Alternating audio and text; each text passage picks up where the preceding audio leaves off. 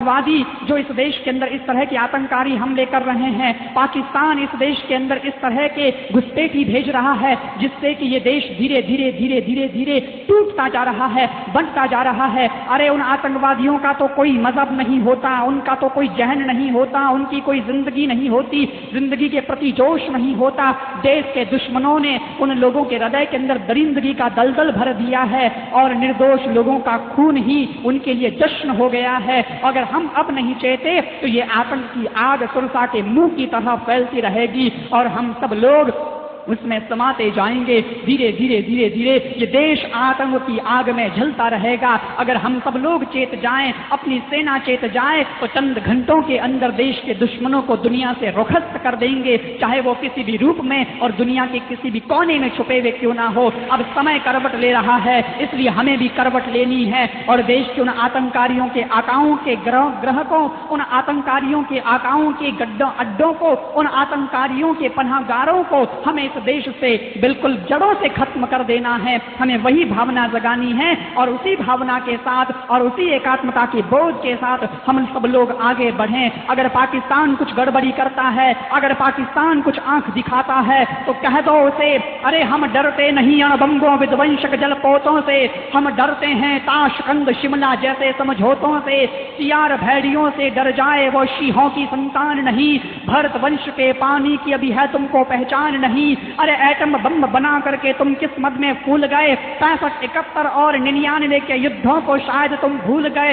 याद करो अब्दुल हमीद ने पैटर्न टैंक जला डाला, हिंदुस्तानी नेटों ने अमरीकी जेट जला डाला। याद करो गाजी का बेड़ा झटके में ही डुबो दिया, ढाका के जनरल न्याजी को दूध छटी का पिला दिया। याद करो 90,000 बंदी पाक जवानों को, याद करो शिमला समझौता, इंदिरा के एहसानों को। अब की जंग छिड़ी तो सुन लो नामो निशान नहीं होगा, अब की जंग छिड़ी तो सुन लो नामो निशान नहीं होगा। कश्मीर तो होगा लेकिन पाकिस्तान नहीं होगा, कश्मीर तो होगा लेकिन पाकिस्तान नहीं होगा। पाकिस्तान से मैं कह देना चाहता हूँ, लाल कर दिया लहू से तुमने श्रीनगर की घाटी को, किस गफलत में छेड़ रहे हो तुम सोई हल्दी घाटी को। जहर पिला करके मजहब का इन कश्मीरी परवानों को, भय और लालच दिखला करके भेज रहे हो तुम नादानों को। खुले प्रशिक्षण, खुले शस्त्र हैं, खुली हुई शैतानी है, सारी दुनिया जान चुकी है ये हरकत पाकिस्तानी है। देश अगर हो गया खड़ा तो त्राही त्राही मच जाएगी, पाकिस्तान के हर कोने में महाप्रलय आ जाएगी। क्या होगा अंजाम इसका तुम्हें अनुमान नहीं होगा, क्या होगा अंजाम इसका तुम्हें अनुमान नहीं होगा।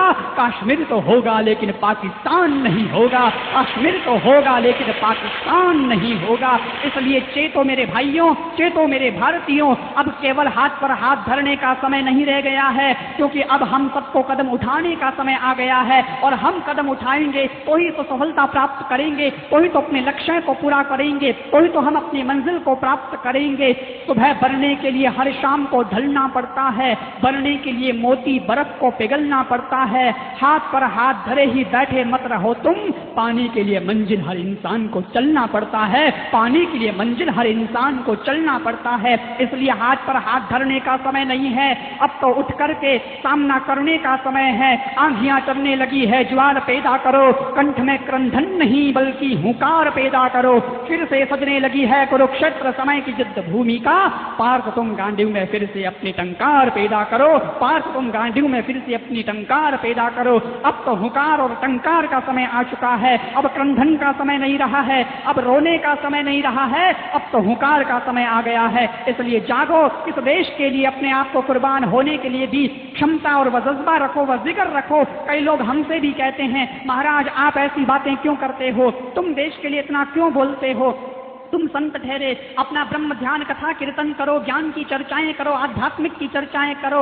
अरे महाराज देश के लिए तुम ये सब बातें क्यों कहते हो, तुम्हें कोई गोली से मार देगा, तुम्हें भी कोई उड़ा देगा। तो मैं तो उन लोगों से कहता हूं, अरे अगर कोई हो तो सही मारने वाला, सामने आए तो सही, हम तो इस देश के लिए मरने के लिए भी तैयार हैं। मेरा तो जन्म ही इसीलिए हुआ है, इस देश के लिए कुर्बान हो जाना, इसमें मुझे कोई खेद नहीं है, मुझे कोई शौक नहीं है। मैं इस देश के लिए कुर्बान होने को भी तैयार हूं। हूँ, इस देश के लिए तो अपनी जान देने को भी तैयार हूँ। मैं तो यहाँ तक कहना चाहूंगा, ये धरा चाहिए, ये गगन चाहिए, आंखों में एक तासा स्वप्न चाहिए। जियूं तो तिरंगे के खातिर जियूं, और मर भी जाऊं तो तिरंगा कफन चाहिए, मर भी जाऊं तो तिरंगा कफन चाहिए। इस तिरंगा के लिए तो मर मिटने को भी हम संत तैयार हैं। संत और शूरवीर, संत और सैनिक, संत और सिपाही, उनका तो एक ही काम हुआ करता है, एक ही उद्देश्य उनका हुआ करता है। इस देश के अंदर एक बात याद रख लो, भ्रष्ट नेताओं को कभी जागने मत देना और संत और सिपाहियों को कभी सोने मत देना। इस देश का कल्याण हो जाएगा, ये देश पुनः विश्व गुरु बन जाएगा, ये देश पुनः उस आध्यात्मिकता के शिखर पर पहुंच जाएगा। बस इतना ही तो हमें करना है, इतनी तो जागृति हमें हमारे अंदर पैदा करनी है। संत और सैनिक का तो एक ही काम हुआ करता है, इनकी राशि भी एक है और इनका काम भी एक है, देश की रक्षा करना, समाज को जगाना, ये दोनों का काम हुआ करता है। बस थोड़ी सी कार्यशैली में फर्क है। संत हिंट से समझाया करता है और सैनिक हंटर से समझाया करता है। जहां संत के संकेत काम नहीं करते हैं, वहां फिर सैनिक के बैच काम किया करते हैं। इसलिए कार्यशैली में थोड़ा सा फर्क है, लेकिन काम तो लगभग दोनों का एक जैसा ही है। सैनिक अपनी गोली की बोली से समझाया करता है, लेकिन संत अपनी बोली की गोली से समझाया करता है। लेकिन दोनों ही समझाने का और चेताने का काम करते हैं, दोनों ही तो देश के अंदर और देश की सीमाओं की सुरक्षा का काम किया करते हैं। और आज हमको यही करना है। मैं आप लोगों से भी अनुरोध करना चाहूंगा, आप देश